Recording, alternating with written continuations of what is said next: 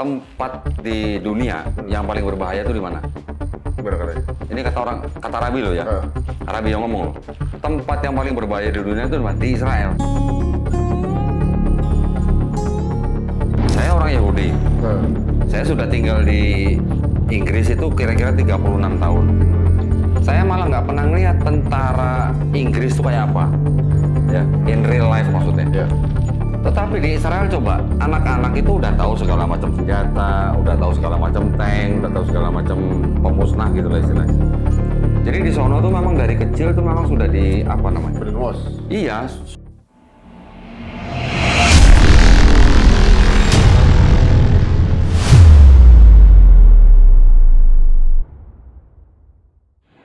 Assalamualaikum warahmatullahi wabarakatuh. Halo sahabat podcast. Pada hari ini kita akan kembali mendengarkan informasi ataupun berita yang terkait dengan pengembangan diri seperti edukasi, sejarah, misteri, kisah-kisah Islam ataupun akhir zaman. Oleh karena itu, marilah kita bersama-sama mendengarkan ataupun menyimak videonya. Tempat di dunia yang paling berbahaya itu di mana? Gimana katanya? Ini kata Arabi loh ya. Ah. Arabi yang ngomong loh. Tempat yang paling berbahaya di dunia itu di mana? Di Israel. Saya orang Yahudi. Saya sudah tinggal di Inggris itu kira-kira 36 tahun. Saya malah nggak pernah ngeliat tentara Inggris itu kayak apa. Ya, in real life maksudnya. Ya. Tetapi di Israel coba, anak-anak itu udah tahu segala macam senjata, udah tahu segala macam tank, udah tahu segala macam pemusnah gitu lah istilahnya. Jadi di sono tuh memang dari kecil tuh memang sudah di apa namanya? Brainwash. Iya, sudah kayak di lu memang udah nanti khusus harus perang gitu. Walaupun di Israel sendiri orang-orang Yahudi yang ditinggal di sana tuh memang tidak semuanya pergi perang. Ada beberapa kelompok yang sama pemerintah Israel itu malah di apa? Udah lu nggak usah ngapa-ngapain, lu belajar Taurat aja. Gitu. Ada yang khusus begitu, ya. Dari pagi sampai malam mereka suruh belajar Taurat, yang kerja malah istrinya. Jadi yang memberi nafkah keluarga itu malah istrinya. Tetapi istrinya juga senang begitu. Jadi artinya mereka juga mengambil keuntungan dari ilmu yang didapat dari suaminya. Jadi suaminya ini setiap hari belajar Taurat. Ada sebuah apa ya namanya kayak lembaga pendidikan namanya Yeshiva. Tiap hari orang cuma baca Taurat, laki-laki semua. Oh, jadi kalau bisa dibilang bahwa dia baca Taurat untuk cari nafkah juga gitu jatuhnya? Bisa jadi ya, itu memang dibiayain sama pemerintah katanya. Dan itu apa ya? Memang ini kelompok tertentu ya, nggak semua kelompok, nggak semua kelompok. Nah kelompok ini dari satu kelompok ini tidak semuanya punya pekerjaan. Nah mereka kerjanya itu cuma belajar Taurat aja. Tetapi menurut Rabbi Elhanan yang di Inggris itu, dia bilang apa? Buat kami, orang-orang Yahudi yang di luar daripada Israel, pemerintah Israel yang sekarang itu sebenarnya menentang perintah Tuhan. Kenapa? Karena buat orang-orang Yahudi yang seperti Rabbi Elhanan itu, Mesias yang dijanjikan itu belum datang. Ya. Nanti katanya. Datangnya tuh nanti. Kalau apa? Kalau nanti sudah apa? Bangun bait suci ketiga. Kalau di dunia itu udah nggak ada perang. Kalau setiap manusia di bumi itu sudah mengenal Hashem. Gitu katanya. Nah, jadi buat orang-orang Yahudi yang diaspora ini, bahkan yang kelompok apa namanya disebut dengan ultra ortodoks, mereka juga di bawahnya ada yang namanya Nature Carte itu. Mereka tuh sangat menentang pemerintah Israel karena pemerintah Israel yang sekarang itu dianggap menentang perintah Tuhan. Mereka ingin mempercepat, gitu. Mempercepat apa yang mereka anggap ada di Taurat, gitu. Padahal orang-orang Yahudi ini suruh kembali karena nggak mau, belum waktunya. Karena belum ada orang Yahudi yang menerima perintah langsung dari Tuhan gitu. Ya. Nah, jadi mereka tuh menunggu itu gitu. Nah, siapa orang Yahudi yang pernah mendengar perintah itu buat pemerintah Israel? Belum ada. Belum ada, jadi belum waktunya. Jadi itu hanyalah yang disebut dengan gerakan Zionis itu karena mereka sudah nggak tahan dipersekusi di negara mereka tinggal sebelumnya. Makanya timbul gerakan Zionis untuk kembali ke Israel, untuk punya negara sendiri dengan apa ya? Dengan agenda ya awalnya pasti mereka bawa Taurat karena kan mereka kan punya kitab itu. Yang kedua ya karena mereka sudah nggak tahan mungkin dipersekusi di negara-negara tempat mereka tinggal. Padahal menurut pemuka-pemuka agamanya mereka sendiri, mereka diwajibkan untuk mematuhi pemerintah di tempat di mana mereka tinggal. Di Inggris harus patuh sama pemerintah Inggris. Di Amerika juga begitu. Berarti kayak Islam juga sesuai amirnya siapa kan gitu kan? Iya. Kurang lebih sama Mirip-mirip gitu ya. Harus mematuhi pemerintah yang mereka tinggali gitu. Di situ. Tapi yang melakukan gerakan Zionisme itu yang ingin yang nggak tahan lagi lah hidup di negara lain gitu. Ya attitude kayak gitu, siapa yang nggak mau ngusir? Nah iya, jadi mereka itu ingin mempercepat apa yang tertulis di Taurat mereka. Mereka ingin mempercepat kedatangan Mesias, mempercepat membangun bait suci ketiga. Bahkan nanti mereka bikin klon binatang sampai sapi merah. Mereka klon sendiri, itu memang tanda-tanda yang ada di kitab mereka gitu. Saya dengar dari beberapa podcast yang lain gitu ya, yang membedakan antara Yahudi dan Zionis. Yahudi itu kitabnya Taurat, Zionis kitabnya Talmud. Oh beda, gini. Beda ya? Beda, gini. Kalau Talmud itu adalah kitab diskusinya rabi-rabi. Talmud ini masih di bawah Taurat. Kan gini, kan saya pernah tunjukin kan di sini kan, ada kitab yang namanya Tanakh. Tanakh itu isinya adalah Taurat, Nevi'im, Ketuvim. Di bawahnya kitab Taurat ini atau Tanakh ini, di bawahnya ada kitab lagi namanya Talmud. Talmud itu isinya adalah diskusi para rabi. Hadis gitu jadinya. Kayak, tapi bukan hadis gitu ya. Bukan hadis juga. Orang hadis ini bukan kan langsung dari Nabi. Iya, kalau hadis kita kan sabda Nabi, sunnah Nabi. Kalau ini mah diskusinya pemuka agama mereka gitu. Kalau misalnya di Quran itu kan segala jenis pelajaran teorinya ya. Hadis itu seperti bagaimana mempraktekannya petunjuk gitu. Pelaksanaan. Petunjuk pelaksanaan gitu kan. Tapi hadis kan semuanya harus kembali ke Nabi. Iya, harus Nabi. Sanatnya harus jelas, perawinya harus jelas. Perawinya salah aja. Perawinya ada yang cacat dikit, turun derajatnya. Orang yang merawikan itu nggak ketahuan bin apa nggak diterima. Iya. Gitu. Dan juga nih orang bahkan perawi yang pernah ngebohongin binatang aja udah turun derajat hadisnya. Sampai segitu. Iya, saking murninya. Sampai segitunya. Nah, kalau Talmud itu hanya diskusi para nabi. Rabi, sorry. Diskusi para rabi Yahudi lah. Pemuka agama Yahudi. Dalam Islam apa namanya ya? Diskusi ulama tuh. Mungkin ijtima kali ya. Istima. Ya. Itu buku istima jadi. Seperti itu. Oke. Gitu. Nanti di bawahnya ada turunan lagi, ada Misnah, ada Gemara, gitu-gitulah. Ya. Itu memang diskusi mereka tentang Taurat. Itu yang dipelajari sama rabi-rabi Yahudi yang sekarang juga, yang di sono, yang di Israel gitu. Nah, seperti gini nggak? Misalnya gini, ada satu momen di mana mungkin untuk kaum Taurat itu menunggu seseorang yang udah dapat wahyu langsung kan.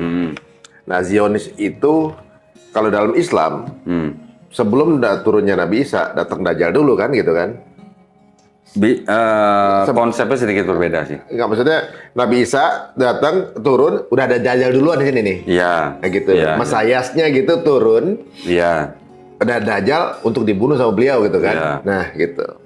Apa mungkin Zionis ini di tengah kemudian memanfaatkan sejarah dari kedua agama ini atau juga mungkin nubuahnya gitu ya untuk menyatakan bahwa yang dimaksud Mesayah itu adalah Dajjalnya Islam. Gitu. Kalau di konsepnya Mesiasnya Yahudi tidak atau bukan Dajjal yang dimaksud dalam konsepnya Islam. Enggak, kalau bagi Zionis beda. Nah, kalau bagi Zionis soalnya kan dia kan menyiapkan kehadiran seperti menyiapkan kehadiran Dajjal nih kan. Kan kalau dalam Islam Dajjal keluar tuh dengan ciri-ciri ini kan seperti ciri-ciri yang lagi disiapin sama Zionis nih. Ini pertanyaan berarti pandangannya Zionis gitu ya terhadap si Mesias yang akan datang itu ya. Saya terus terang nggak berani jawab ya. Takut salah gue. Iya. Tapi sepertinya enggak lah. Enggak ya. Konsepnya Mesias yang di dalam Yahudi itu ya yang seperti tadi saya bilang. Pertama, dia harus keturunan Daud. Keturunan benar-benar keturunan. Jadi bukan anak adopsi, bukan anak angkat. Gitu. Oh, ada nasabnya langsung. Ada nasabnya langsung nyampe ke Daud. Melalui siapa? Melalui Salomo, anaknya Daud juga. Daud punya anak juga namanya Nathan.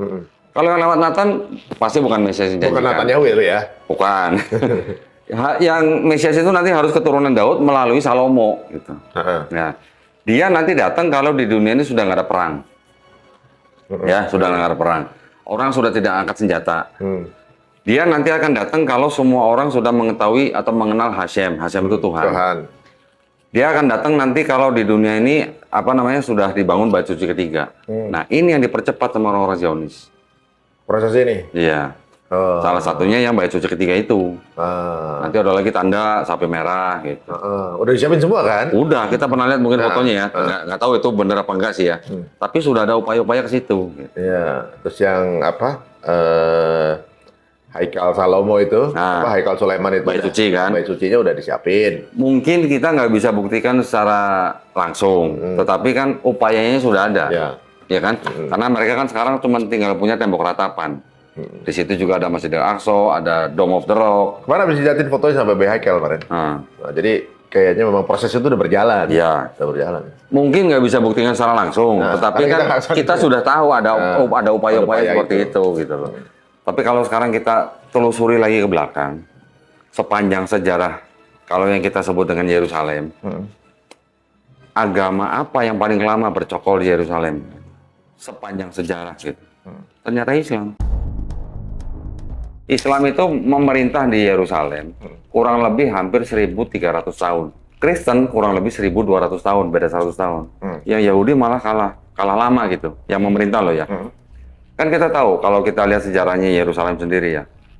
Mungkin kita mundur sampai ke milenium kedua atau kira-kira tahun 2000 sebelum Masehi. Ya.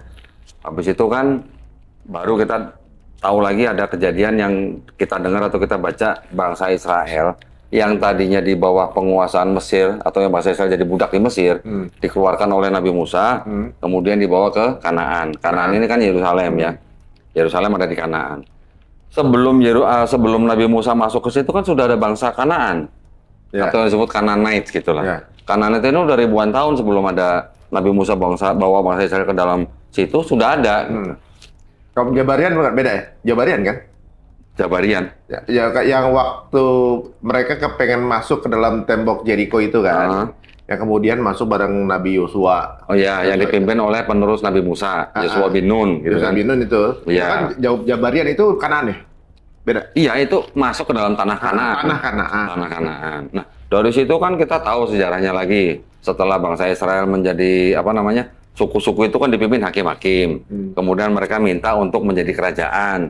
Raja pertamanya adalah Raja Saul, diteruskan Raja Daud, Raja Salomo. Baru setelah Raja Salomo meninggal, baru kerajaan Israel terpecah menjadi dua, utara dan selatan. Udah Israel namanya? Kerajaan apa? Kalau nama bangsanya tetap Israel, bangsanya. Bani Israel? Iya, baninya Bani Israel atau bangsanya bangsa Israel. Kerajaannya kerajaan Israel, tapi negaranya belum ada. Oh iya, oke. Kalau negara state kan belum lama. Nah, setelah menjadi kerajaan Israel utara selatan, utara akhirnya kan dikuasai oleh bangsa Assyria. Ya kan? Kurang lebih 150 tahunan lah. Habis itu masuk bangsa Babilonia. Kira-kira 200 tahun Babilonia menguasai utara dan selatan, kemudian diasingkan ke Babilonia atau Babel. Setelah di sana kurang lebih 200 tahun baru Babilonia dikalahkan oleh Persia. Persia masuk, kemudian orang-orang Israel atau Palestina itu suruh kembali lagi kan ke negaranya. Baru boleh bangun bait suci yang kedua. Yang pertama yang bangun Raja Salomo. Sudah dihancurkan oleh Babilonia. Setelah Babilonia dikalahkan oleh Persia, Persia mempersilahkan bangsa Israel kembali, baru mereka boleh bangun bait suci yang kedua. Nah, selama zaman bait suci yang kedua, berganti lagi penguasanya. Siapa? Masuklah Yunani.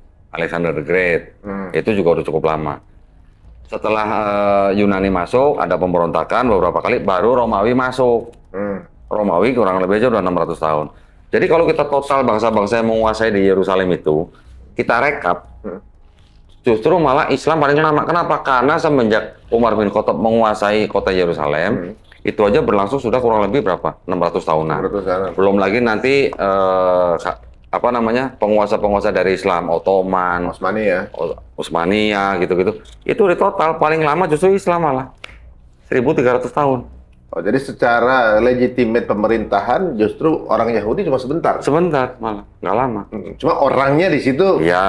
Nah, memang bangsa Yahudi kan terdiaspora.